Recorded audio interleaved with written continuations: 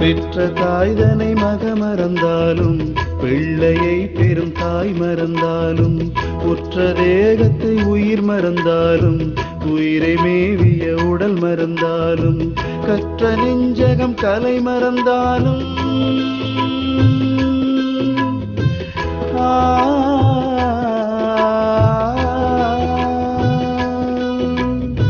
கற்ற நெஞ்சகம் கலை மறந்தாலும் கண்கள் நின்று இமைப்பது மறந்தாலும் கற்ற நெஞ்சகம் கலை மறந்தாலும் கண்கள் நின்று இமைப்பது மறந்தாலும் நற்றவத்தவர் உள்ளிருந்தோங்கும் நம சிவாயத்தை நான் மறவேனே.